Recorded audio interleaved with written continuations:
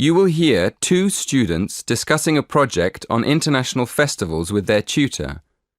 First, in the exam, you will have 20 seconds to look at questions 1 and 2. Listen carefully and answer questions 1 and 2. Good morning. Shall we start by looking at the topic of your project? So, what have you decided to research? Well, we thought we'd compare festivals in different countries and see if any of them are similar. Yeah, like the carnival celebrations in South America and the water festival in Thailand. OK. What exactly are you planning to study? The origins of the festivals? The types of celebration? People's attitudes towards the festivals? We were planning to look at the origins of the festivals and the time of year they're celebrated. We're thinking of looking at the connection between the seasons in different countries and the actual festivals, and then looking for similarities between countries that are quite far apart. Well, that sounds interesting. Did you say you've already started researching into the carnival? Yes. We've already found a connection between the carnival and the seasons.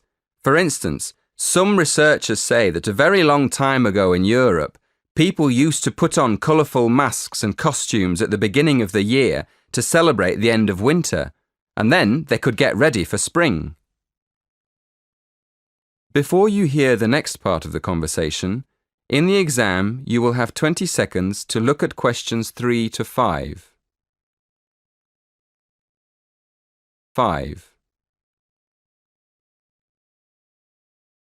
Listen carefully and answer questions 3 to 5.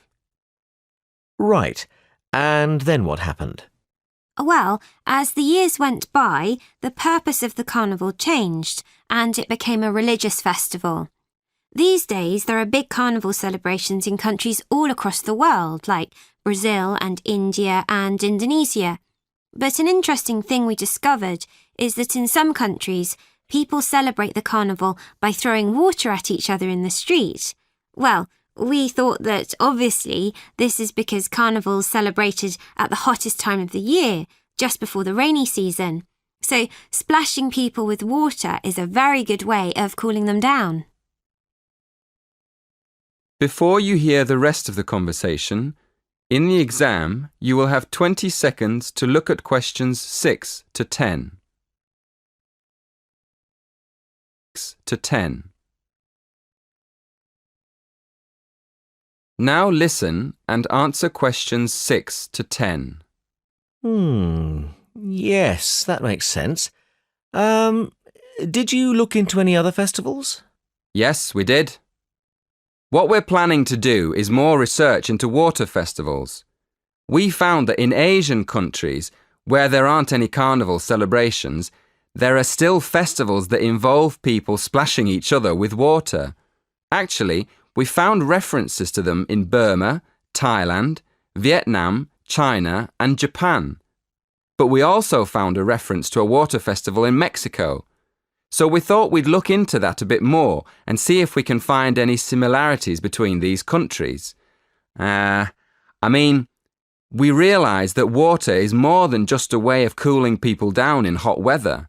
It also has a lot of different religious meanings and purposes. For instance, we found that in some societies, water can mean life or wealth or just luck. Yes, and another thing we found out is that these water festivals often celebrate the beginning of the new year, just like the original celebrations hundreds of years ago before the carnival. So, up to now, we found that the carnival and the seasons are linked by ancient traditions and that water plays an important part in the celebrations. That is the end of section 3.